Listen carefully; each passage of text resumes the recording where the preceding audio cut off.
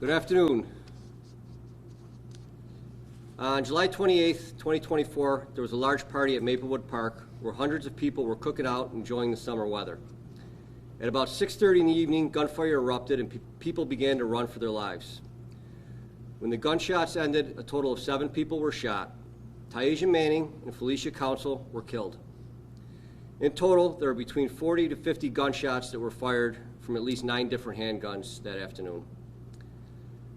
Up to today, investigators have combed through hundreds of hours of video and have spoken to dozens of people that were at the park that afternoon. The community has been helpful in assisting investigators with their attempts to reconstruct the events that occurred on the 28th up to this point in time. Today, we're again asking for the public's help in continuance of our work.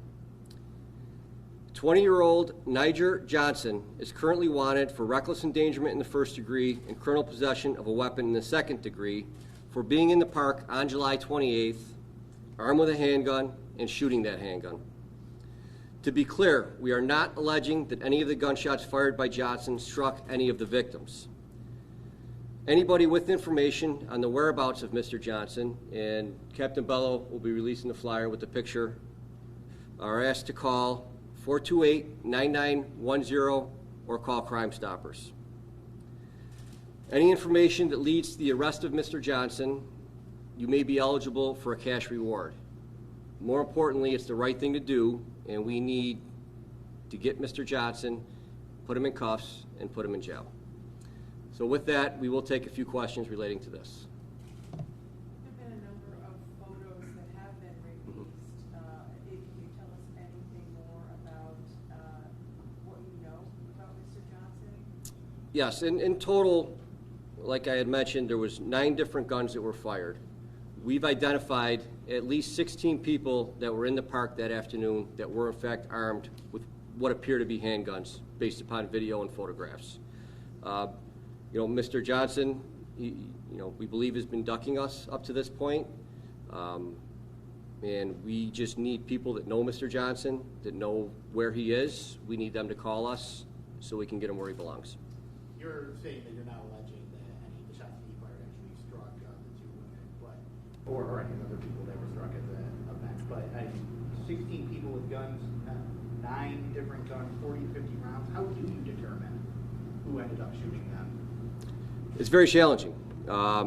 We have to be able to prove that this gun struck this victim, and we have to be able to prove who had that gun in their possession at that time and was firing it.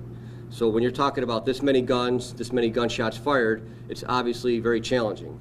But we're determined to do everything that we can to, number one, hold everybody responsible, but especially the individual or individuals that killed Felicia and Taisha. Have you been able to identify the variety of guns used? Yes, we had, I believe it was 6 9mm, 2 .45 calibers, and 1 .40 caliber.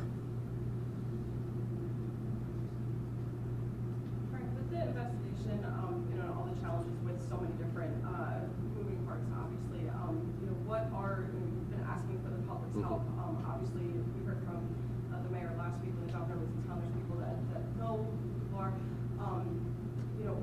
Speaking directly to people who do know something, how else can the general public assist here? Yeah, it is tough, and people have been great. We have spoken to dozens of people, many of which have come to us on their own fruition.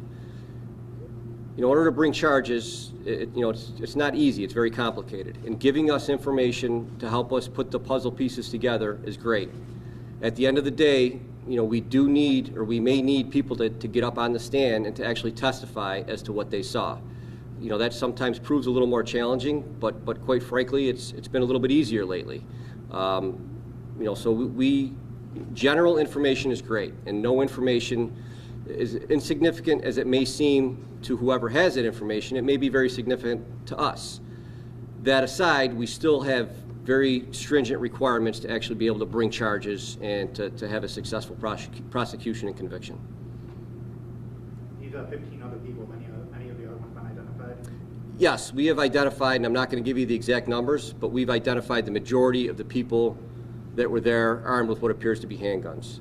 And this is an ongoing investigation. There are many efforts that are currently underway that we're not going to get into, but we have identified everybody that was in the pictures that we had sent out. Then why just Mr. Johnson today? Again, it's very, and I don't want to get into the weeds, but it's very difficult. With Mr. Johnson, we can prove that he was armed with a operable working handgun, and we can prove where he was when he actually fired that handgun.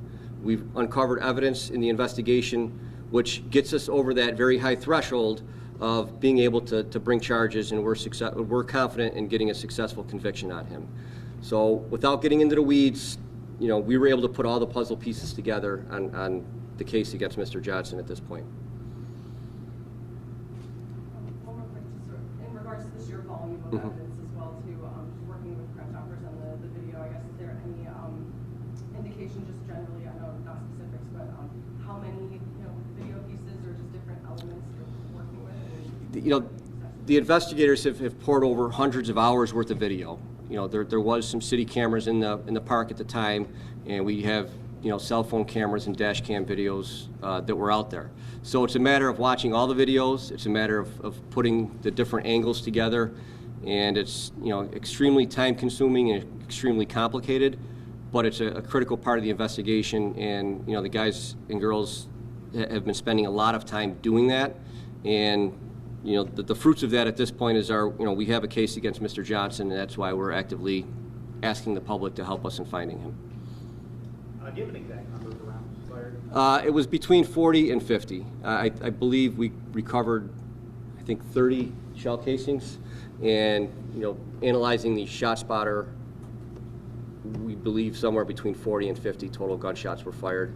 I can tell you conclusively that there was at least 9 different guns, 9 different people that were shooting. Do you think he was with anybody else that day? Or Mr. Johnson? Yeah. That's tough to tell. I don't think that he was there by himself.